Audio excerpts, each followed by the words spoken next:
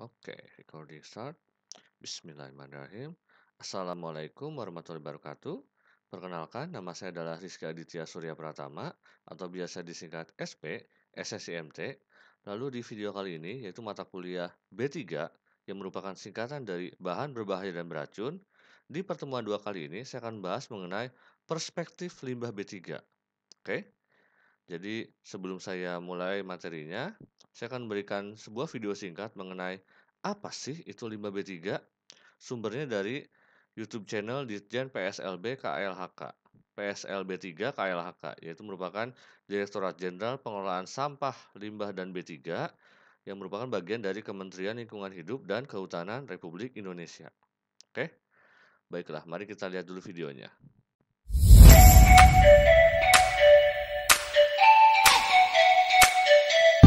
Halo Sobat Lingkungan, kita tahu bersama di era modern ini banyak produk diciptakan untuk memudahkan hidup kita seperti moda transportasi, elektronik, dan berbagai macam barang lainnya. Namun dalam proses produksinya sebagian menghasilkan limbah B3 dan limbah non B3. Pertanyaannya, apakah masyarakat tahu apa itu limbah B3? Mari kita ikutin. Kita udah dapet nih kakak-kakaknya, yuk kita tanya. Misi kak, boleh bertanya dari mana ya kakak-kakaknya? Citayam. Namanya siapa ya? Lulu. Lulu. Ini kak siapa? Yuni. Ini Sapira. ini Nu. oh no. Oke, kita akan bertanya apakah mereka tahu apa itu limbah B3. Coba kakak siapa tadi? Lulu. Kakak Lulu tahu nggak limbah B3 itu apa? Plastik gitu ya? Ya. Oke, dari kak siapa tadi? Kak Yuni apa? Dari limbah plastik kan bisa jadi kayak tas gitu. Bisa berguna juga kan jadinya buat dari limbah plastik bisa berguna buat keseharian kita, bisa buat tas pergi-pergi. Oke, dengan kak siapa? Sapira. Limbah B3 itu apa ya? Kayak bekas botol plastik bisa dibuat jadi asbak untuk keperluan yang bagi yang cowok-cowok yang buat ngerokok gitu lah. Oke. Baik, yang terakhir nih, tahu nggak limbah B3 nih kak?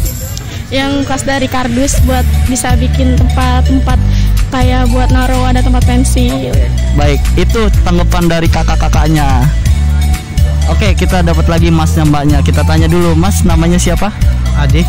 Mbaknya? Ya sih. Mbaknya ini lagi kerja atau habis kuliah? Jalan-jalan aja dari rumah. Masih juga sama. Oke, sekarang saya mau menanyakan nih, masnya tahu nggak sih apa arti dari limbah B3 itu? Limbah B3 itu salah satu contohnya itu aki bekas. Oke, mbaknya tahu nggak apa arti dari limbah B3 itu? Contohnya itu baterai bekas, kayak baterai bekas. Iya. Baterai bekas. Oke, gitu tanggapannya pemirsa. Halo Mas. Halo Mbak. Sorry ganggu. Mas, boleh kenalan nggak? Nama Mas Boleh. siapa? Namaku Fadlan. Fadlan. Aktivitasnya sekarang apa? Sekarang kerja. Kerja ya. Mas, aku mau tanya. Mas tahu nggak apa itu limbah B3? Limbah B3 itu limbah bahan berbahaya dan beracun. Limbah bahan berbahaya. Oke, makasih ya Mas Oke. ya. Oke. Halo Mbak. Sorry ganggu. Iya. Boleh kenalan boleh? Silakan boleh. Namanya siapa? Nama aku Maulina, Mbak. Maulina. Iya. Mbak Maulina aktivitasnya apa sekarang? Kerja aja sih. Oh Iya. kerja ya. Mbak, aku mau tanya dong. Mbak tahu nggak apa itu limbah B3? Limbah B3 itu kayak sisa dari hasil kegiatan yang mengandung B3 atau bahan berbahaya beracun nggak sih? Oh, iya. Makasih ya Mbak ya. Asih.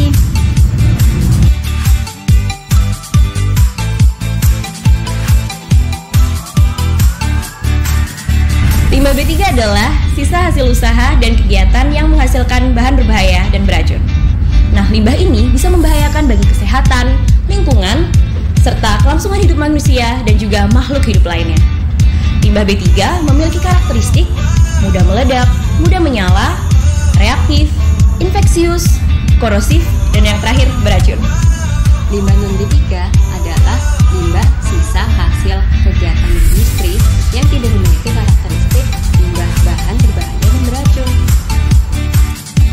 Nah, limbah B3 dapat berasal dari proses produksi industri tertentu yang ada daftarnya di Peraturan Pemerintah Nomor 22 Tahun 2021. Limbah B3 di sekitar kita contohnya ada aki bekas, lampu TL, limbah elektronik, insektisida, obat kedaluarsa, dan lainnya. yang biasa kita sebut sebagai jenis sampah spesifik. Sampah spesifik tersebut wajib dikelola dengan baik. Oke, untuk mengurangi jumlah limbah B3 yang ada, yang pertama kita harus melakukan pengelolaan dengan mengurangi kegiatan yang dapat menghasilkan limbah B3. Jika limbah B3 ini sudah terlanjur dihasilkan, kita harus menyimpan di tempat penyimpanan yang tepat. Selain itu, ada juga cara pengelolaan limbah B3 lainnya, seperti pengumpulan, pengangkutan, pemanfaatan, pengolahan, penimbunan, dan juga dumping. Contoh pemanfaatan limbah B3. Yang pertama, limbah elektronik dimanfaatkan sebagai bahan baku pembuatan ingot logam seperti kuningan, tembaga, dan aluminium. Yang kedua, limbah B3 berupa aki bekas dimanfaatkan sebagai bahan baku pembuatan ingot timba. Dan yang ketiga, limbah B3 berupa minyak pelumas bekas dimanfaatkan sebagai substitusi sumber energi di bidang industri. Sobat lingkungan, ketika limbah B3 sudah dikelola dan dapat dimanfaatkan dengan tepat, maka dapat bisa menjadi hal yang bermanfaat loh. Halo Sobat Lingkungan, sekarang sudah pada tahu kan apa itu limbah B3 dan non B3? Semoga tayangan ini dapat menambah wawasan Sobat Lingkungan semuanya. Sampai bertemu di tayangan berikutnya. Ciao.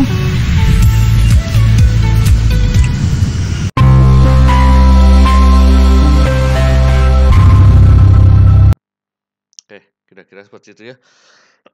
Aduh, punten. Kira-kira seperti itu mungkin garis besarnya mengenai limbah B3 itu, definisi limbah B3. Oke, barulah saya masuk ke materinya. Baik, dari definisi limbah B3 itu adalah B3, bahan berbahaya dan beracun, itu adalah limbah atau gabungan berbagai limbah yang karena kuantitas, konsentrasi, atau karakteristik fisika kimianya dan juga daya infeksinya bersifat dua. Yang pertama, dapat mengakibatkan timbulnya atau secara signifikan menyebabkan peningkatan laju kematian atau semakin parahnya penyakit yang tidak dapat disembuhkan atau penyakit yang melumpuhkan. Dan yang kedua, menyebabkan timbulnya gangguan atau berpotensi menimbulkan gangguan terhadap kesehatan manusia atau lingkungan apabila tidak diolah, disimpan, diangkut, dibuang, atau dikelola dengan baik. Itulah kenapa definisi limbah B3 ini masuk ke yang berbahaya dan beracun yang utamanya itu. Oke? Nah, saya masuk ke sejarahnya dulu. Jadi limbah B3 ini mulai diperhatikan sejak awal 1970 di USA. Jadi sebelum itu, sebelum tahun 1970, limbah B3 itu hanya dinyatakan sebagai limbah industri atau limbah kimia saja. Belum ada nama B3 sebelumnya. Nah, penyelidikan mengenai dampak limbah tersebut sudah dilakukan sehubungan dengan terjadinya banyak gangguan lingkungan atau kasus-kasus di lingkungan dan juga kesehatan akibat pembuangan limbah industri yang semena-mena atau sembarangan. Nah, sejak itu, penanganan limbah B3 ini mulai menjadi penanganannya lebih serius lagi, yaitu dengan berkembangnya upaya untuk membentuk peraturan khusus mengenai hal tersebut. Nah, salah satu contohnya yang mungkin paling terkenal ya dalam pengembangan limbah B3 ini adalah tragedi Love Canal. Jadi apa itu Love Canal? Love Canal adalah sebuah kawasan di Niagara Falls, New York, yang menjadi subjek perhatian karena yang juga termasuk kontroversi ya, karena adanya 21.000 ton limbah beracun, ya 21.000 ton limbah beracun yang telah terkubur dalam kanal oleh perusahaan Hooker, yaitu perusahaan kimia namanya perusahaan Hooker ya. Nah, dari situ kita tahu bahwa setelah limbah itu ditutupi, di atasnya itu ada dibangun perumahan.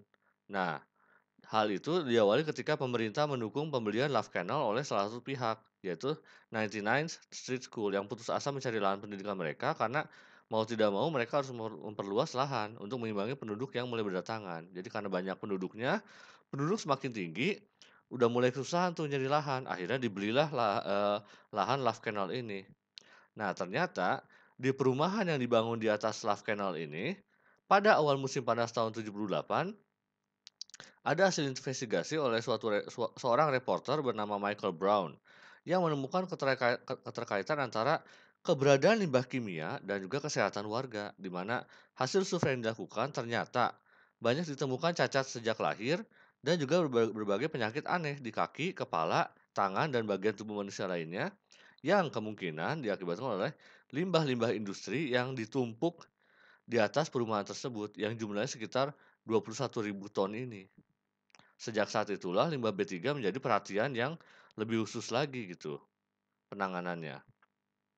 Oke, itu kira-kira awal mula limbah B3 ini mulai diperhitungkan dan mulai diperhatikan ya penanganannya. Berikutnya adalah penggolongan limbah B3 berdasarkan PP nomor 18 tahun 99, di mana B3 itu ada 6 tipe golongan yang masuk ke dalam limbah B3, yaitu yang mudah meledak, lalu mudah terbakar, baik itu bentuknya cairan maupun itu padatan, lalu yang sifatnya reaktif, mudah bereaksi, lalu yang beracun, karena itu masuknya ke B3 sesuai definisi, lalu korosif, menyebabkan infeksi, dan yang paling bahaya adalah campuran dari semuanya. Ada yang bisa mudah meledak, beracun juga, korosif juga, itu ada. Karena itu B3 bukan berarti hanya salah satu saja, tapi bisa juga campuran. Tapi intinya sih 6 golongan inilah yang masuk ke golongan limbah B3. Berikutnya adalah contoh kasus pencemaran limbah B3. Ada 3 mungkin yang paling terkenal ya. Pertama adalah kasus DDT atau dichlorodivinyl trichlorpetan, yaitu bahan pada insektisida yang ditemukan pada hewan-hewan seperti burung laut yang dapat menyebabkan apa? Deposisi kalsium pada ovarium.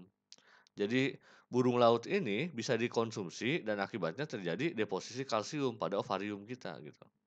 Lalu berikutnya ada merkuri dalam bentuk organik, yaitu metil merkuri, yang dapat menyebabkan berbagai kasus kelumpuhan dan hilangnya kemampuan sensorik, seperti misalnya di Teluk Minamata tahun 1977. Dan yang ketiga adalah kasus PCB, polychlorinated biphenyls, di mana itu adalah suatu bahan isolator dalam transformator atau trafo yang dapat mengakibatkan terjadinya keguguran dan juga cacat pada janin apabila masuk ke dalam tubuh manusia gitu. Oke, itu kira-kira contoh kasus pencemaran limbah B3 ya. Berikutnya adalah prinsip pengelolaan limbah B3. Jadi dalam mengelola limbah B3 itu nggak sembarangan. Ada prinsip yang harus dipatuhi. Yang pertama adalah prioritasnya kita bukan mengelola tapi meminimalisasi limbahnya. Jadi kalau bisa ya limbahnya bisa dikurangi seminimal mungkin. Lalu untuk meminimalkan resiko, maka pengolahannya pun harus sedekat mungkin dengan tempat limbah tersebut dihasilkan atau dengan kata lain dilihat dari proximity-nya. Jadi di mana limbah tersebut dihasilkan, pengolahannya kalau bisa sedekat mungkin dengan limbah tersebut dihasilkan gitu. Nah, lalu ada prinsip polluter pays principle, di mana artinya adalah siapapun yang menghasilkan limbah itu wajib bertanggung jawab untuk mengelolanya. Lalu berikutnya adalah prinsip pengawasan pengelolaan limbah B3 yang dimana adalah from cradle to grave. Di mana prinsip ini akan mengoptimalkan pelaksanaan komitmen internasional dengan mengutamakan kepentingan nasional. Jadi limbah B3 ini sudah menjadi persoalan internasional, bukan cuma skala nasional saja ya. Oke, terakhir ya saya akan menjelaskan prinsip utamanya dalam pengelolaan limbah B3 ini itu adalah prinsip from cradle to grave. Jadi limbah B3 itu selalu diawasi mulai dari saat dihasilkan sampai dengan tujuan akhir pengelolaannya. Makanya mulai dari cradle sampai ke makam, grave gitu ya. Mulai dari itu lahir si limbahnya sampai dia wafat ke makamnya itu harus diawasi gitu. Nah, setiap limbah B3 harus memiliki tujuan akhir pengelolaan. Jadi nggak bisa limbah B3 itu kita setelah dihasilkan dibuang begitu saja, enggak.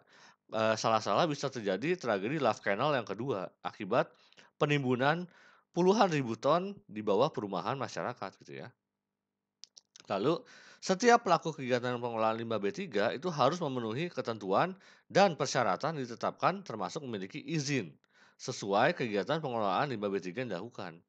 Jadi nggak sembarangan ya, misalnya kita mendirikan suatu perusahaan atau misalnya lab kimia aja, itu nggak bisa sembarangan mengadakan praktikum atau kegiatan laboratorium di sana. Harus menyiapkan juga atau memiliki izin juga untuk pengelolaan limbah B3 yang kemungkinan dapat dihasilkan gitu dari praktikum atau kegiatan kimianya. Oke. Secara khusus, mekanisme pengawasan perpindahan limbah B3 itu dilakukan melalui sistem notifikasi atau dokumen limbah B3. Jadi nggak sembarangan juga. Nggak kita menghasilkan limbah B3, kita kelola seenaknya atau sendirinya tanpa ada pengawasan gitu. Nggak bisa, tapi harus ada notifikasi atau dokumentasinya harus lengkap gitu untuk pengelolaan limbah B3 ini. Itulah kira-kira prinsip utama pengelolaan limbah B3 from cradle to grave. Oke, mungkin itu saja yang bisa saya sampaikan. Terima kasih banyak sudah menonton video ini sampai akhir, dan jangan lupa klik like, komen, dan subscribe channel saya ini. Wassalamualaikum warahmatullahi wabarakatuh.